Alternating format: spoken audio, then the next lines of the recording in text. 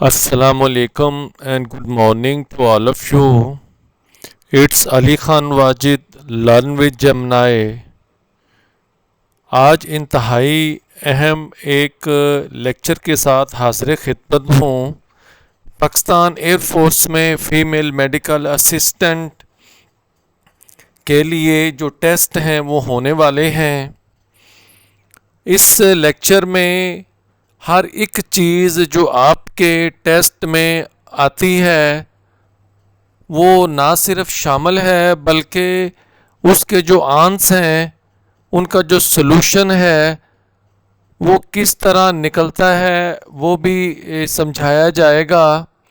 इसमें आपके एकेडमिक्स हैं उसके हवाले से वो सारे हर सब्जेक्ट के जो आपके एमसीक्यूज़ हैं वो शामिल हैं, वर्बल शामिल हैं, नॉन वर्बल शामिल हैं।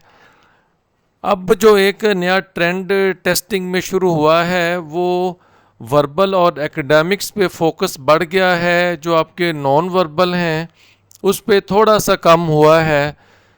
सो इसीलिए जो ज़्यादा से ज़्यादा फोकस इस लेक्चर में है जिसमें कंप्लीट आप अपनी तैयारी कर पाएंगे और फिर जब आपका टेस्ट हो जाएगा तो आपसे ये दरख्वास्त है कि फ़ीडबैक ज़रूर दीजिएगा ताकि आने वाले दिनों में जब नेक्स्ट टेस्ट हों तो उस बारे में मज़ीद बेहतरी की जाए।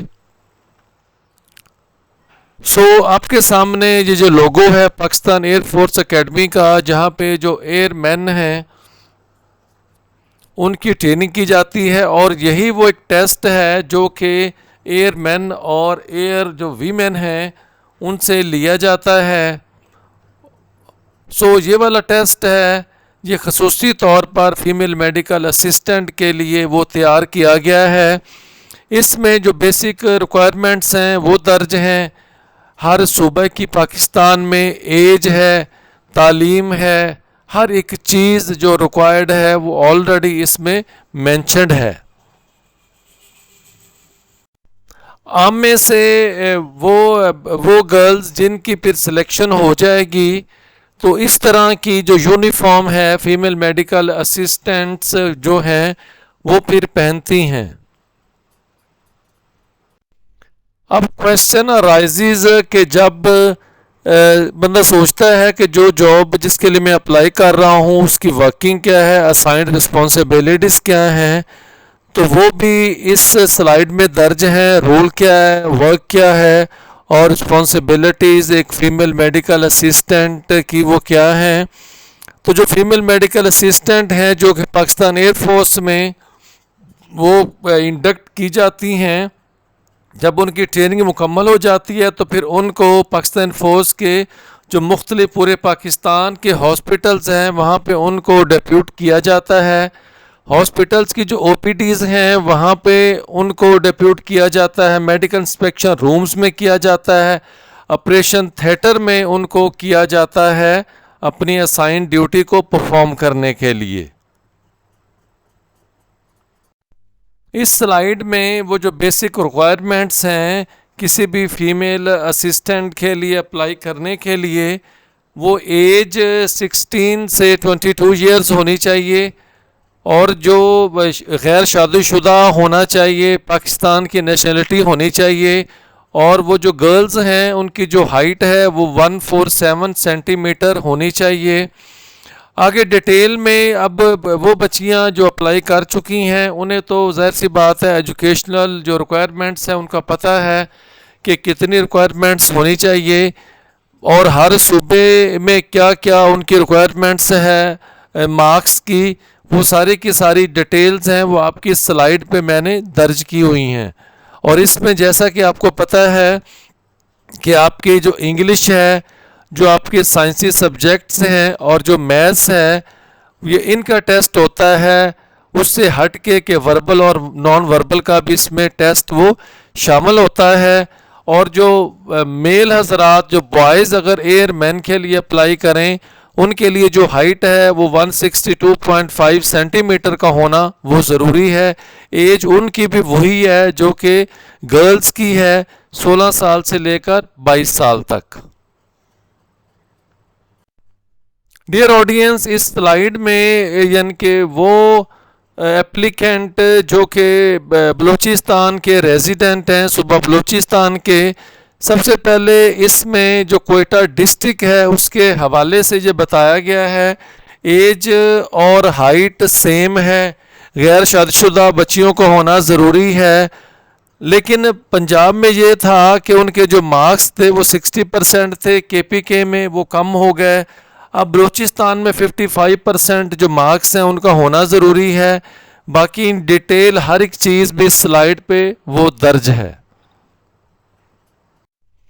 अस्सलाम वालेकुम and good morning to all of you. It's Ali Khan Wajid, learn with जमनाए। आज इंतहाई अहम एक लेक्चर के साथ हाज़िर खिदमत हूँ। पाकिस्तान एयरफोर्स में फ़ीमेल मेडिकल असिस्टेंट के लिए जो टेस्ट हैं वो होने वाले हैं। इस लेक्चर में हर एक चीज़ जो आपके टेस्ट में आती है वो ना सिर्फ शामिल है बल्कि उसके जो आंसर हैं उनका जो सलूशन है वो किस तरह निकलता है वो भी समझाया जाएगा। इसमें आपके एकेडमिक्स हैं उसके हवाले से वो सारे हर सब्जेक्ट के जो आपके MC. Dear audience, dear candidate, अभी ये आपके जो टेस्ट का जितना स्केड्यूल है जो आपको उधर पेपर में आता है, अब उसकी स्लाइड शुरू हो गई हैं। वहाँ पे आपको कुछ टर्म्स आती हैं और देन उस एक टर्म के बदले में आपको 4 से 5 ऑप्शंस मिलते हैं और उनमें से एक जो ऑप्शन होता है वो आपका करेक्ट होता है। तो वर्ड आपका है जी फ़लस्तीन। फ़लस्तीन। अब जो इसकी आसान सी यानी कि जो टर्म डेफिनेशन है वो मैं आपको समझा देता हूँ। यानी कि it implies a disregard for a lack of interest in the arts. यानी कि ऐसा बंदा जिसका आर्ट्स और लिटरेचर में और कल्चर में दिलचस्पी नहीं होती, हम उसको फ़लस्तीन कहते हैं। यानी कि a person hostile to culture और आर्ट्स, यानी कि जो कि सकाफत में और आर्ट्स जो फ़न है उसको उसमें उसकी इंटरेस्ट ना होने के बराबर होता है, हम उसे फ़लस्तीन कहते हैं। नेक्स्ट टर्म है जी डिलेटेंट। अब ये टर्म है, इसका क्या मतलब है? Person who tries to develop, जो कोशिश करता है अपने आप किस एरियाज़ में इंटरेस्ट डेवलप करने की। जैसा कि आपके आर्ट्स का यानी कि एरिया है, लेकिन वो सारे के सारा एक ख़ास अपनी कमिटमेंट के तहत नहीं करता। डिलेटेंट ये भी एक टर्म आपकी है। ये नेक्स्ट आपकी टर्न है जी शोविनिस्ट। अब मैं आसान सा आपको बता देता हूँ। An attitude of superiority towards member of opposite sex, यानी कि एक बंदा है, वो मर्द है या खातून है, वो अपने आप को दूसरे जेंडर से सुपीरियर समझता है और ये ज़्यादातर मर्दों के हवाले से लिया जाता है कि वो जो ख़वातीन को अपने आप से सुपीरियर समझते हैं और ख़वातीन को वो इन्फीरियर समझते हैं, यानी कि कम तर समझते हैं। ये नेक्स्ट टर्म है जी कॉन्सिसर। अब मैं आसान जो इसका है बड़ी डिटेल में भी मैंने लिखा हुआ है। तो नेक्स्ट जो लास्ट में है ना, द ईजीएस्ट वन, इस टर्म की क्या डेफिनेशन है? एन एक्सपर्ट जज इन मैटर ऑफ टेस्ट, एक बंदा जो ये किसी भी चीज़ को इस तरह एग्जामिन करे जैसा कि वो बंदा उस चीज़ को बेहतरीन तरीके से वो जानता है।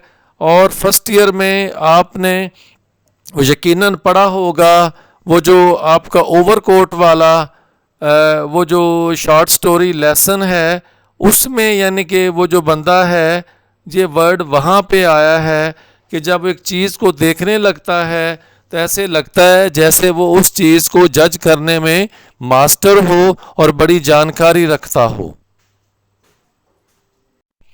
अब नेक्स्ट जो आपका जी वर्बल टेस्ट है, ये वो चीज़ें हैं जो कि समझने वाली हैं। ज़रूरी नहीं है ये जो मैंने ही यानी कि डिजिट्स दिए हैं 3, 7, 12, 18, 25, इसमें समझने वाली चीज़ क्या है कि जो डिजिट्स आते हैं आपने उनको किस तरतीब में जाके चेक करके आगे करना होता है। वो ना आगे मैंने सलूशन लिखा भी हुआ है, लेकिन फिर भी मैं समझाने की कोशिश करता हूँ। सबसे पहले आपका 3 डिजिट लिखा हुआ है, उसके बाद आपका 7 आया है। 3 और 7 में वो जो गैप है वो 4 का है। अब 7 से 12 में जो गैप है वो 5 का है। 12 में 18 में जो गैप है वो 6 का है। 18 में जो 25 में गैप है वो आपका 7 का है। अब आगे जो गैप आएगा वो 8 का आएगा। जब 8 का आएगा तो 33 आ जाएगा। उसके बाद फिर 9 का आएगा। जब 9 का आएगा तो फिर ये 42 लिखा जाएगा। नेक्स्ट अगर अगली आप लाइन देखें तो सबसे पहले आपका 9 है। 9 और 16 के दरमियान 7 का डिफरेंस है। फिर 16 और 25 में 9 का डिफरेंस है। 25 और 36 में 11 का डिफरेंस है। 36 और 49 में 13 का है।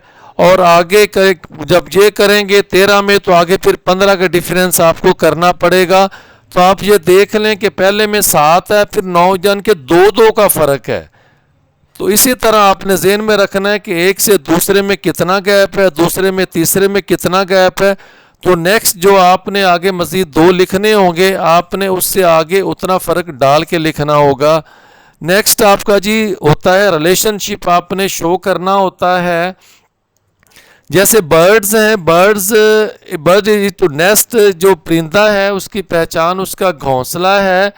हॉर्स की क्या पहचान होगी? हॉर्स की पहचान अब हमने ऑप्शन देखनी है कि उस ऑप्शन में क्या चीज़ आई है। अब हॉर्स में नीचे चारों ऑप्शन में जो एक ऑप्शन है वो गैलिप है, कि जो खूबी घोड़े की है उसका सर पट वो तेज़ दौड़ना है। और इसका आपका स्टेबल भी आ सकता है जिसे मस्तबल कहते हैं, जो कि घोड़े की रहने वाली हम जगह को कहते हैं। चूँकि वो स्टेबल वाली ऑप्शन चारों में नहीं है, जो ऑप्शंस हमें दी गई हैं हमने उन्हीं में से जो नियरेस्ट वन है और जो मोस्ट अप्रोप्रिएट है हमने उससे ही चुन के आगे लिखना होता है। ये उधर आपके टेस्ट में जो चीज़ें शामिल होती हैं कि रिलेशनशिप अपने वो शो कनेक्ट करना होता है। जैसे कि जो एलिफेंट है वो अपनी जो ट्रंक है उसकी वजह से पहचाना जाता है, और जो जिराफ है वो अपनी नेक की वजह से पहचाना जाता है। ऑक्टोपस अपने टेंटिकल्स की वजह से पहचाना जाता है, और स्पाइडर अपनी लेग्स की वजह से पहचाना जाता है। इसी तरह अगर आप देखें वो जो आंट है is to antenna as rabbit is to ears. इसी तरह whale is to blow hole as crocodile is to jaws. Peacock is to feathers as porcupine is to quills. तो ये हमने जो आपस में जो रिलेशन कनेक्ट करना होता है ये आपके टेस्ट में शामिल होता है। और मैंने जो मोस्ट इम्पॉर्टेंट आपकी चीज़ें हैं उनको मैंने आपस में कनेक्ट किया है। सो अगर आप अच्छे से याद कर लेंगे तो इसी में से आपको वर्ड्स वहाँ पे टेस्ट में मिलेंगे लिखने के लिए। ये आपका एनालॉजी टेस्ट होता है जी, यानी कि कौन सी चीज़ किसके साथ वो जुड़ी होती है। जैसे कैट है म्याऊं म्याऊं करती है, डॉग बाग करता है, पेन लिखने के लिए, नाइफ काटने के लिए है, सूरज है वो दिन के वक्त चमकता है, चांद मून रात को चमकता है। इसी तरह वो सारी चीज़ें हैं। बुक पढ़ने के लिए है, मूवी वॉच देखने के लिए, बायो में जो सेल्स हैं उनका जिक्र होता है, केमिस्ट्री में आपके एलिमेंट्स का जिक्र होता है, और जो आपकी बास्केटबॉल ले लें, देन आप अपना सिम्फनी ले लें, प्ले ले लें, उसमें एक्टर होते हैं। ब्रश हम पेंट के लिए इस्तेमाल करते हैं, पेन हम लिखने के लिए इस्तेमाल करते हैं। इसी तरह टेलीस्कोप स्टार्स के लिए और माइक्रोस्कोप वो मैग्नीफाई के लिए। ये सारी चीज़ें जो किसी वजह से आपस में जुड़ी होती हैं ये भी आपके टेस्ट में शामिल होता है। फिर वही आपकी एनालॉजी है, एग्जामिनेशन में स्टूडेंट्स अपीयर होते हैं, मैथमेटिक्स में नंबर्स होते हैं, स्टूडेंट्स टेस्ट देते हैं, जो एथलीट हैं जाहिर सी बात है स्पोर्ट्स होते हैं में अपना खेल पेश करते हैं। इसी तरह पेंसिल लिखने के लिए है, कैलकुलेटर आपका अर्थमेटिक है। स्टडी में ज़ाहिर सी बात है नॉलेज है, प्रैक्टिस अगर बंदा करे तो बंदा उसमें मास्टर हो जाता है। कोर्ट रूम में आपके जज होते हैं, डिक्शनरी में वर्ड्स की डेफिनेशन होती है। ये बड़े अहम और मखसूस अल्फाज हैं जो कि मैंने अपनी स्लाइड पे दिए हैं। डियर ऑडियंस, ये बड़ा ही मशहूर आपकी स्लाइड है और बड़ी इम्पोर्टेंट स्लाइड है। इसमें आपने चीज़ों को दूसरे से जो मुख्तलिफ होती है एक उसको आइडेंटिफाई करना होता है। पहली अगर आप लाइन देखें तो उसमें डॉग, कैट, रैबिट है और आगे वाइट से मैंने उनके आंसर लिखे हैं। डॉग, कैट, रैबिट ये एक जेनस के होते हैं, जबकि जो आपका हॉर्स होता है वो एक और दूसरी वो जेनस का होता है। एप्पल, ऑरेंज, बनाना, मैंगो, इनमें एप्पल, ऑरेंज और मैंगो हैं ये एक ही जेनस के हैं, जबकि बनाना वो इनसे मुख्तलिफ है। अगर सर्कल, स्क्वायर, ट्रायंगल, रेक्टेंगल में देखें तो बाकी चीज़ें सर्कल के अलावा वो स्ट्रेट होती हैं, जबकि सर्कल आपका गोलाई में होता है। देन आपका पियानो, वायलिन, गिटार ये तीनों आपकी चीज़ें हैं ये आपकी लकड़ी की नहीं होती हैं, जबकि फ्लूट आपका वो लकड़ी का बना होता है। ये बास्केटबॉल, टेनिस और वॉलीबॉल हम हाथ से खेलते हैं, जबकि फुटबॉल हम हाथ से नहीं बल्कि पाँव से खेलते हैं। आपका रोज़, लिली, ट्यूलिप और सनफ्लावर है। इसमें जो सनफ्लावर है उसका जेनस वो मुख्तलिफ है, बाकी सब का वो सेम है। इसी तरह हर एक चीज़ की आगे मैंने डिफाइन किया हुआ है। अब ये देखने लास्ट में डॉक्टर है, इंजीनियर है, लायर और शेफ़ है। देखिए शेफ़ वो एक हुनर वाला काम करता है, जबकि बाकी डॉक्टर, इंजीनियर हैं, लायर हैं, उनका काम अपनी पढ़ाई से है।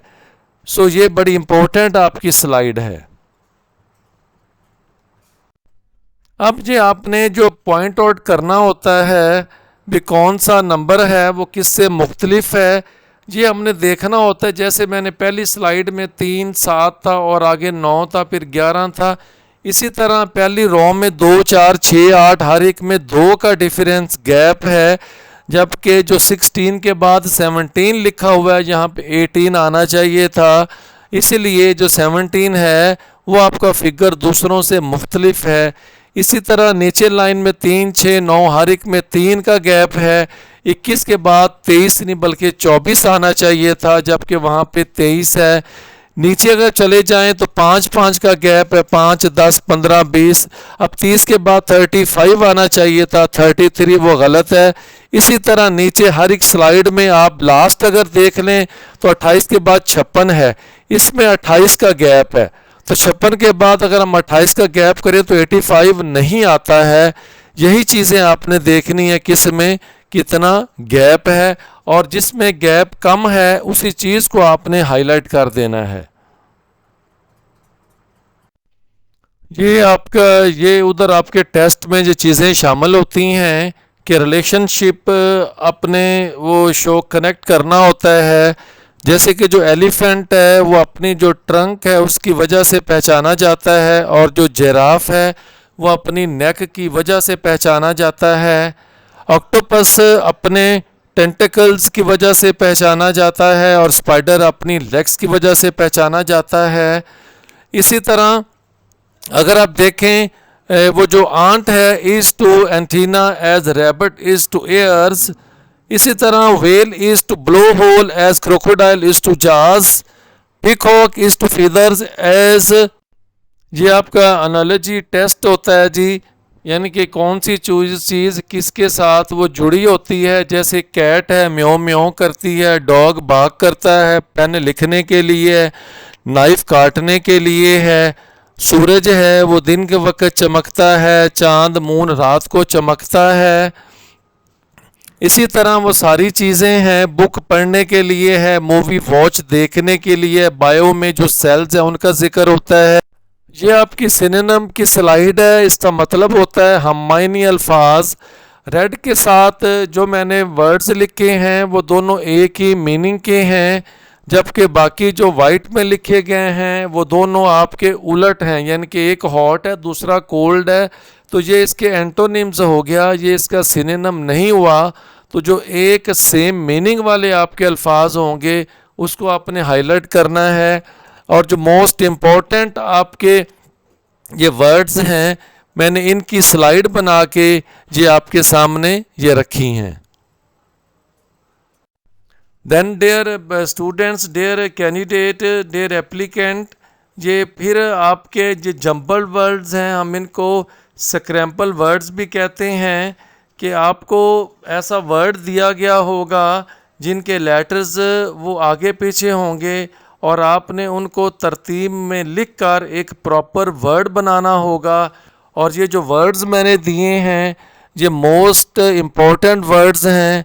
अगर आप इन्हीं को याद कर लेंगे तो जो आपका इंशाल्लाह टेस्ट वो क्वालिफाई हो जाएगा।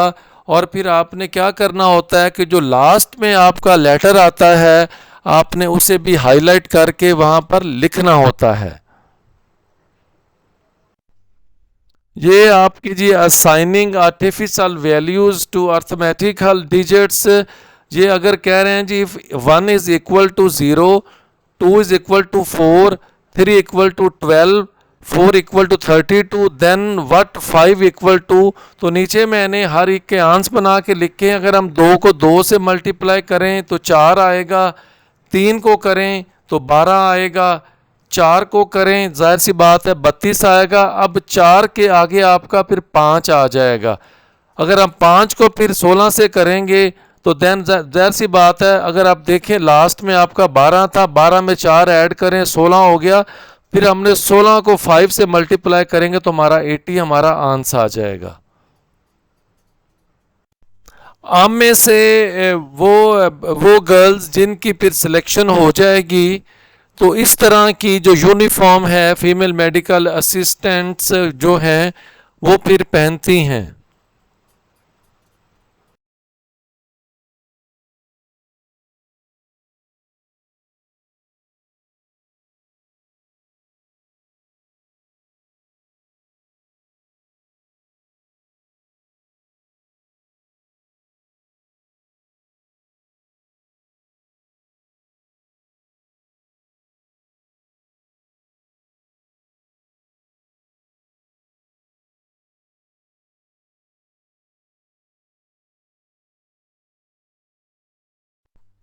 डियर एप्लीकेंट जी आपका वहाँ पे टेस्ट में टाइम सीक्वेंस टेस्ट आता है।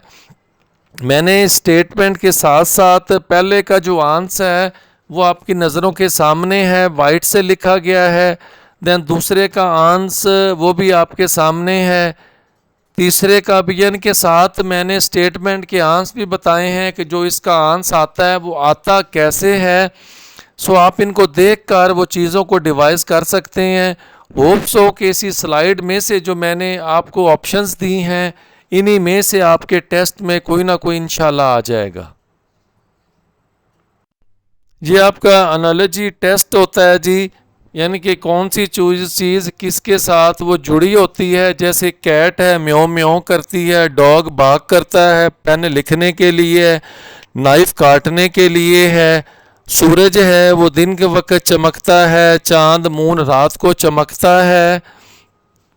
इसी तरह वो सारी चीज़ें हैं, बुक पढ़ने के लिए है, मूवी वॉच देखने के लिए, बायो में जो सेल्स हैं उनका जिक्र होता है, केमिस्ट्री में आपके एलिमेंट्स का जिक्र होता है, और जो आप कंस्ट्रक्ट सेंसिबल सेंटेंस जैसे जो आपके प्रवर्ब हैं, prevention is better than cure, ये मैंने सारी यानी कि डिसअरेंज्ड और देन वो जो अरेंज्ड फॉर्म है करेक्ट फॉर्म है इसके हवाले से मैंने लिख दिया है। जैसे डिसअरेंज्ड आपका है cart before horse, the put do not put the cart before the horse.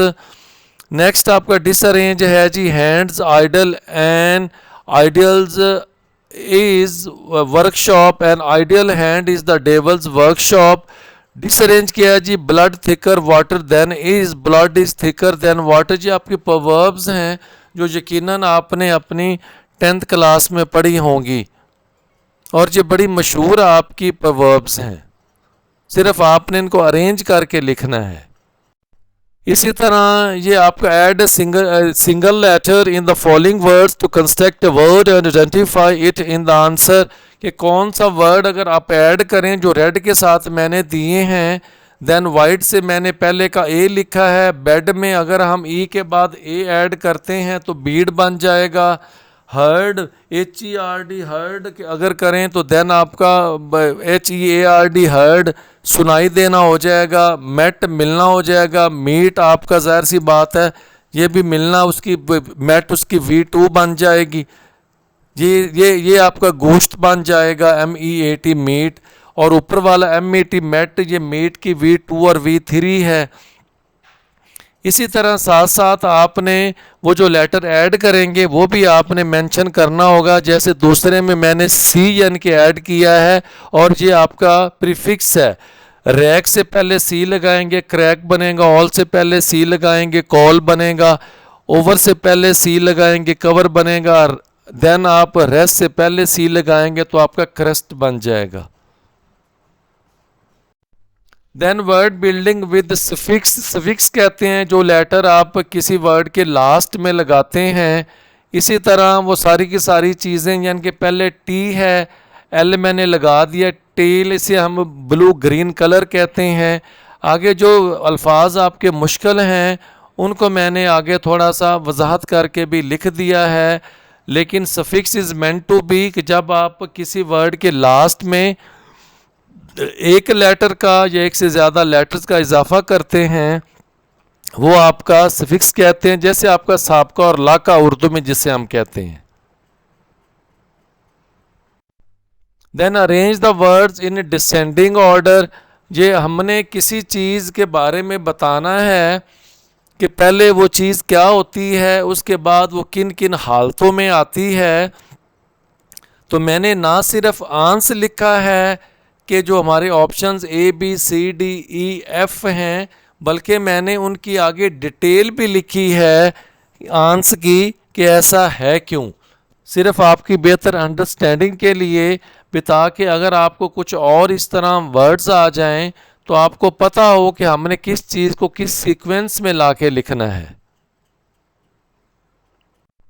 Then arrange the words in particular sequence, ये आपने ये बताना है कि जितनी ऑप्शंस दी गई हैं इनमें दो कौन सी ऐसी क्लासेस हैं जो कि एक जैसी हैं। तो इनमें हम देखें A और D है, उनमें जितने जो लेटर्स A में हैं वही लेटर आपके D में हैं, इसीलिए A और D है वो आपका करेक्ट आपका आंसर है, यानी कि वो सेम है। Dear audience, next caption spotting out hidden letter. Statement पढ़ देता हूँ। What is that which occurs once in March and April but not in December?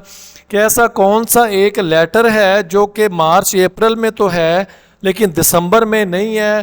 तो वो लेटर आपका ए है जो कि मार्च में भी है और आपका अप्रैल में भी है लेकिन दिसंबर में वो नहीं है।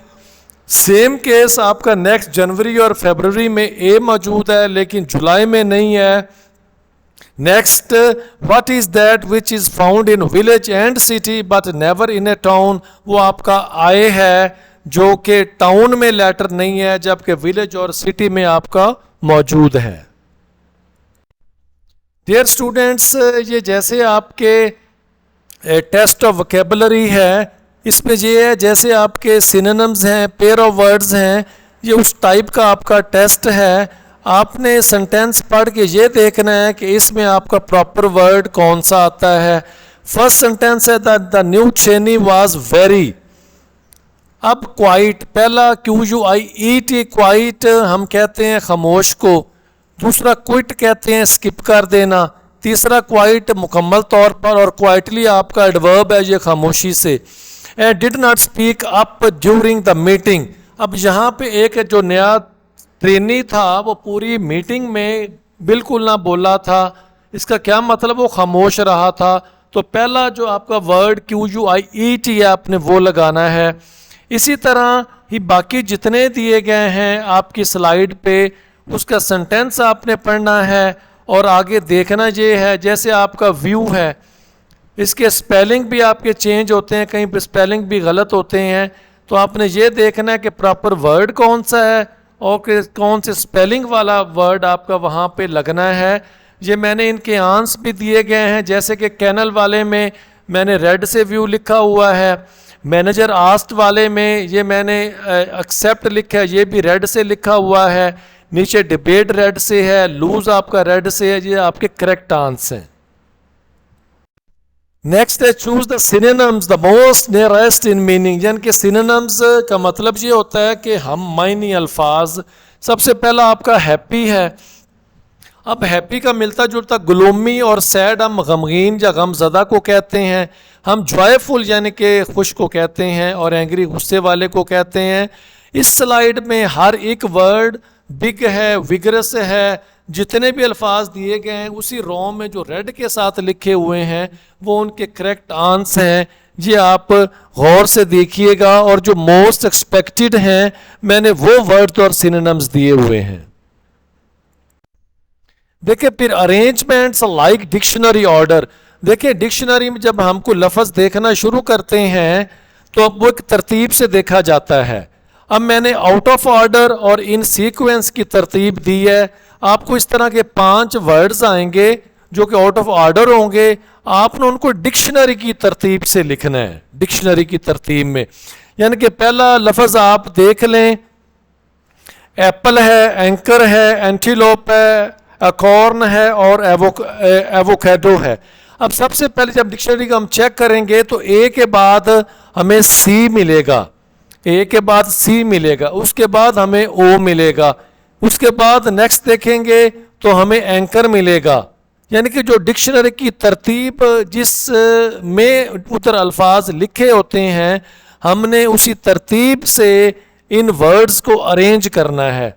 और जब फिर बता रहा हूँ कि आउट ऑफ ऑर्डर हैं जो कि अरेंज नहीं हैं, और इन सीक्वेंस हैं जो कि डिक्शनरी में तरतीब से लिख के हमें मिलते हैं। आपने इन वर्ड्स को वैसी तरतीब देकर लिखना है। Then arrange the words in particular sequence. ये आपने ये बताना है कि जितनी ऑप्शंस दी गई हैं इनमें दो कौन सी ऐसी क्लासेस हैं जो कि एक जैसी हैं। तो इनमें हम देखें ए और डी है, उनमें जितने जो लेटर्स ए में हैं वही लेटर आपके डी में हैं, इसीलिए ए और डी है वो आपका करेक्ट आपका आंसर है, यानी कि वो सेम है।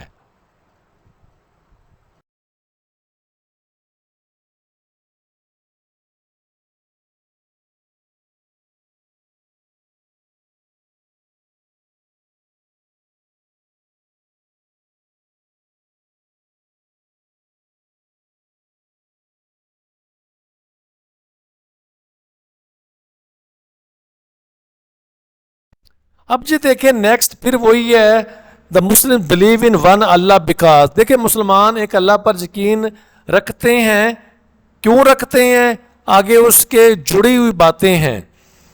दे believe in one Allah, they offer prayers 5 time a day, they believe in one Allah and Mohammed peace be upon him is last prophet, they reside. अब इन सब में ला इलाहा इल्लल्लाह मुहम्मद रसूलुल्लाह, हम जब तक ये पूरा कलमा नहीं पढ़ते तो हम मुसलमान नहीं कहला सकते। इसीलिए जो नंबर 3 पे आपकी ये जो स्टेटमेंट है ये आपकी ट्रू है।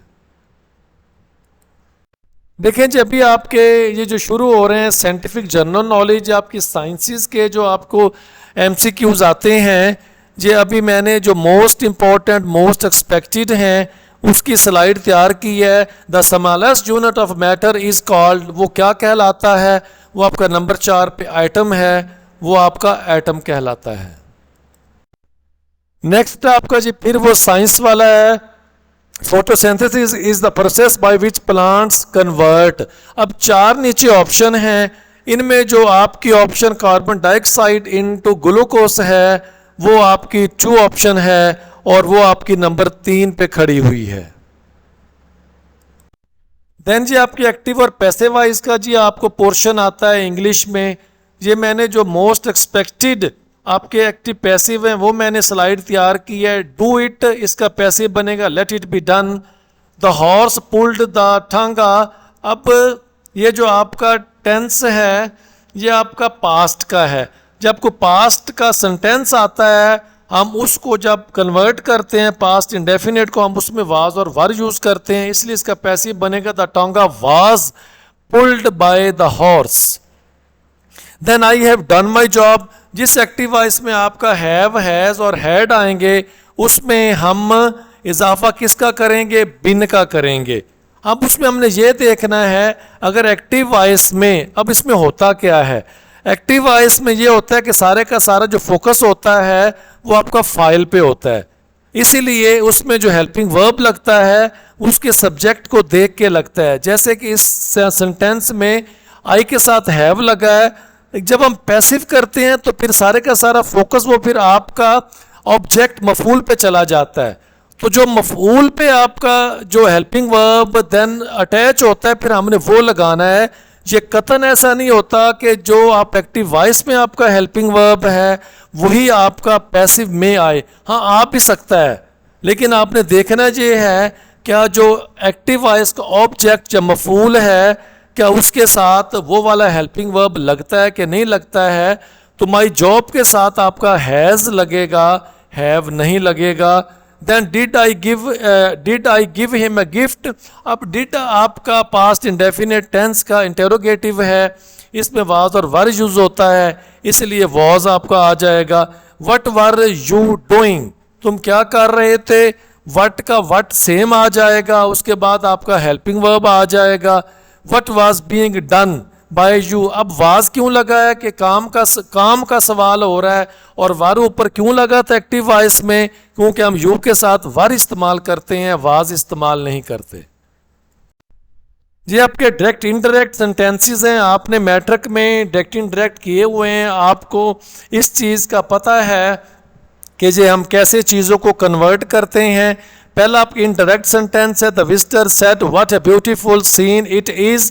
देखें एक चीज़ हैरानगी वाली है, एक चीज़ खुशी वाली है, तो देन इसका डायरेक्ट क्या होगा, the visitor exclaimed with Joy, उसने बड़ी खुशी से कहा दैट इट वाज। अब ये देखें चूंकि हमारे द विजिटर सेड ये आपका पास्ट है, जब हमारा बाहर पास्ट है तो हमारा डायरेक्ट में भी वो सारी चीज़ें फिर हम पास्ट में कन्वर्ट कर देंगे। देन इनडायरेक्ट में है the son said to the father alas. देखें जब हम अलास करेंगे तो हम विद सौरो कहेंगे, अगर हुर्रा वाला फिक्र आएगा तो फिर हम उधर अलास नहीं करेंगे, फिर हम वहाँ पे जॉय लिखेंगे। आगे हो सकता है ये सेंटेंस भी हुर्रा वाला आपका इधर कहीं स्लाइड पे मौजूद हो, तो ये चीज़ें आप देख लें, आपने ज़ाहिर सी पहले पढ़ी हुई हैं। मैंने मोस्ट इम्पोर्टेंट और मोस्ट एक्सपेक्टेड सेंटेंसेस इसमें दिए हैं। देखें जी आपका नॉन वर्बल का टेस्ट है, ये बड़ा इंपॉर्टेंट टेस्ट है। मैं पहले आपके इस लेक्चर को प्रोजेक्टर पे देना चाह रहा था, लेकिन अनलकीली प्रोजेक्टर वो ख़राब हो गया और फिर ठीक होने में उसको काफ़ी टाइम उन्होंने दिया है, और जबकि आपके टेस्ट बिल्कुल करीब हैं, इसलिए मैंने कहा चलें make something is better than nothing. वरना नॉन वर्बल वाले तो मैं बहुत सारी जो स्लाइड्स थी वो आपको समझाना चाह रहा था, क्योंकि यही एक मुश्किल काम है। देखें आपकी जो शेप्स आपके सामने हैं, पहला ब्लॉक है, दूसरा है, देन तीसरा है और चौथा है। इन चारों में से जो 3 ब्लॉक हैं वो शेप्स वाले हैं, जबकि एक ब्लॉक में आपका जो डिवीजन का साइन है वो लगा हुआ है। तो इन चारों में से जो चीज़ वो आपकी तीनों से मैच नहीं करती वो आपके डिवीजन के जो मार्क्स वाला ब्लॉक है, तो आपने इसको टिक करना है कि ये इन सब से अलग है, तो ये आपका करेक्ट आंसर हो जाएगा। फिर वही आपकी एनालॉजी है, एग्जामिनेशन में स्टूडेंट्स अपीयर होते हैं, मैथमेटिक्स में नंबर्स होते हैं, स्टूडेंट्स टेस्ट देते हैं, जो एथलीट हैं ज़ाहिर सी बात है स्पोर्ट्स होते हैं में अपना खेल पेश करते हैं। इसी तरह पेंसिल लिखने के लिए है, कैलकुलेटर आपका अर्थमेटिक है, स्टडी में ज़ाहिर सी बात है नॉलेज है, प्रैक्टिस अगर डियर जी आपकी मोस्ट इम्पॉर्टेंट प्रेपोजिशन की स्लाइड है, ये आपके सामने है, किस वर्ड के सामने क्या चीज़ आती है। सो इसको आगे डिटेल में मैंने हर चीज़ लिख दी है कि किसका मतलब क्या है और कौन सी प्रेपोजिशन उसके साथ अटैच होती है। ये आपका एक और एरिया है इमोशनल इंटेलिजेंस टेस्ट वाला। अब emotional intelligence test refers to, ये क्वेश्चन आएगा नीचे, उसकी आपकी ऑप्शंस होंगी किसे कहते हैं। तो ये आपका C option correct answer, the ability to understand and manage both one's own and other people's emotions, उसको हम कहते हैं जी इमोशनल इंटेलिजेंस। देन अगेन आपका इमोशनल इंटेलिजेंस है, which of the following is an important component of emotional intelligence, कौन सा ऐसा कंपोनेंट है इमोशनल इंटेलिजेंस का। तो सेल्फ अवेयरनेस ये उसका मेन कंपोनेंट है इमोशनल इंटेलिजेंस का। ये अगेन आपकी इमोशनल इंटेलिजेंस है, और ये आपकी statement empathy is a key aspect of emotional intelligence. Empathy कैसे किसे कहते हैं, तो ए इसका करेक्ट आंसर है, understanding and sharing the feelings of others, ये करेक्ट आंसर है। ये अगेन उसी से जुड़ा एक है, which of the following is an example of emotional intelligence in action. तो इसमें आपका बी है जी, being aware of one's own emotions and managing them effectively, ये इसका करेक्ट आंसर है जो कि आपका बी है। ये अगेन आपका है जी, emotional intelligence can be developed and improve through, कैसे हम इसको इंप्रूव कर सकते हैं। तो सी इसका answer, practising self reflection and empathy.